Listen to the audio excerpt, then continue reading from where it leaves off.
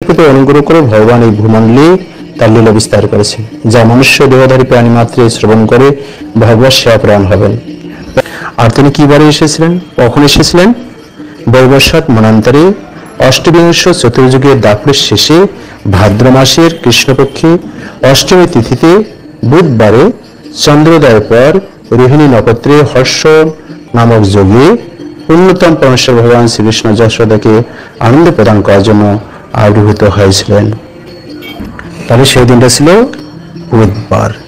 সেই জন্য ভাগবত আপনারা পড়বেন, ভাগবতের দশম স্কন্ধ। যদি না থাকে তাহলে আমাদের হোয়াটসঅ্যাপ নম্বরে আপনারা কন্ট্যাক্ট করবেন, তাহলে আমরা আপনাদেরকে বই পাঠিয়ে দেবো। কেমন? আর তাহলে জন্মাষ্টমীর দিন আপনারা কীভাবে পালন করবেন?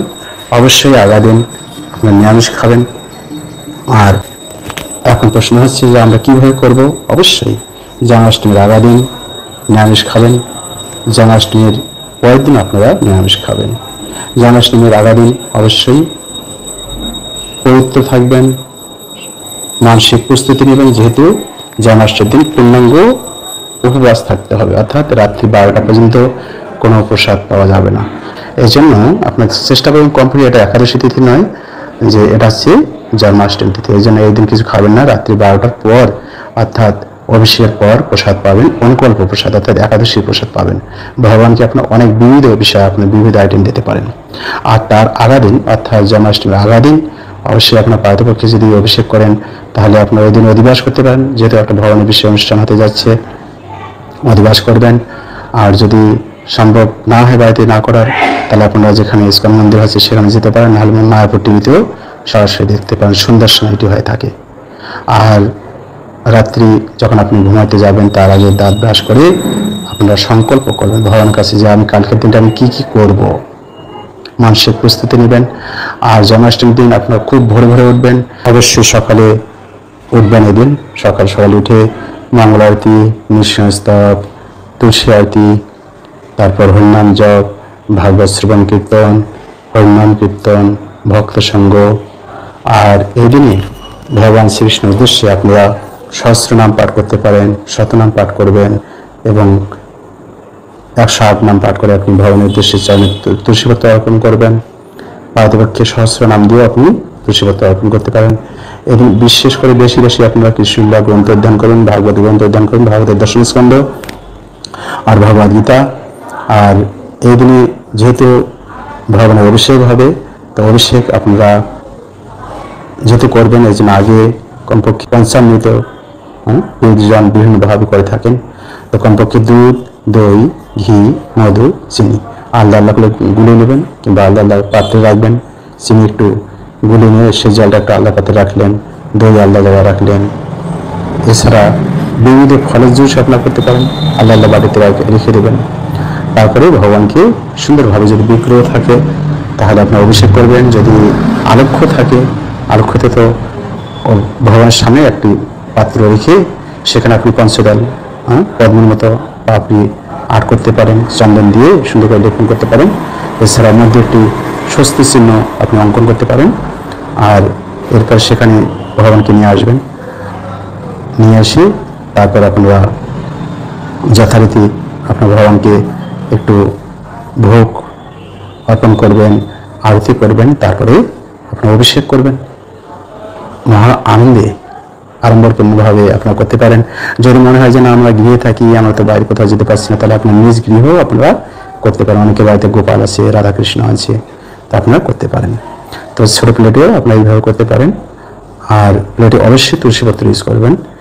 আর যখন অভিষেক শেষ হয়ে যাবে, অভিষেকের পরে আপনার ভগবানকে পূর্ণাঙ্গ ভোগ অর্পণ করবেন।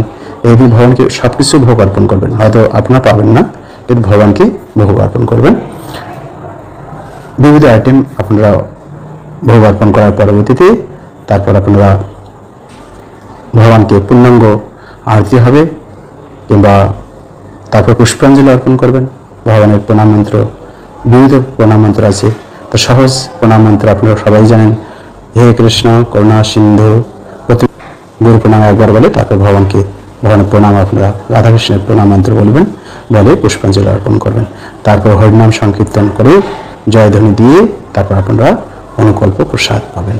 কেমন? আর এর পরের দিন হচ্ছে নন্দ মহোৎসব। নন্দ মহোৎসব আর এই দিন হচ্ছে আন্তর্জাতিক কৃষ্ণমত সংঘ প্রতিষ্ঠাতা আচার্য ছিল প্রভুপাদের আবির্ভাব তিথি। তো এই জন্য পারতপক্ষে দুপুর পর্যন্ত উপবাস থাকবেন। অনেকে মনে করে যে না, আগের দিন যদি ফাস্টিং করছি তাহলে পরের দিনও যদি ফাস্টিং থাকে তাহলে তো পালন হলো না।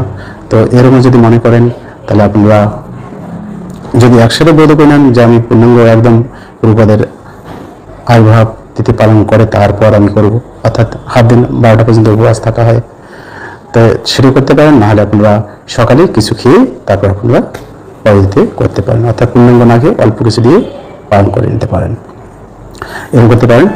তারপর নন্দ মহোৎসব অর্থাৎ মধ্যাহ্ন ভোগ হয়ে প্রসাদ।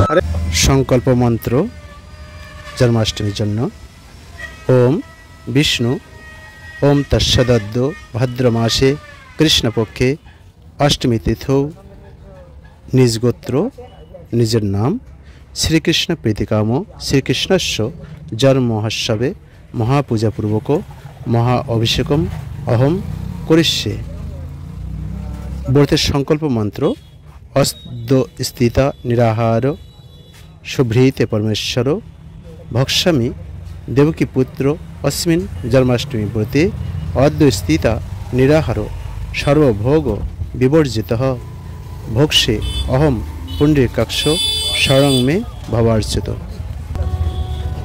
अपराध शोधन मंत्र: ओम मंत्रहीनं क्रियाहीनं भक्तिहीनं जनार्दन यत्पूजितं मया देव परिपूर्णं तदस्तु मे। जन्माष्टमीर पारण मंत्र: नमो भूताय भूतेश्वराय भूतसम्भवाय गोविंदाय नमो नमः। एरपर महाप्रसादे गोविंद बोले आपनारा शेषे हरिर नाम करे महाप्रसाद सेवन करबेन। कोनो किछु प्रश्न मध्य थाकले अवश्य जानाबेन। हरे कृष्ण। नित्य नतून आपडेट पेते आपनारा आमादेर साथे जुक्त थाकुन एबं अन्यदेरके आपनारा एटी शेयार करे अन्यदेरके आपनारा नित्य नतून आपडेट पेते सहयोगिता करते पारेन।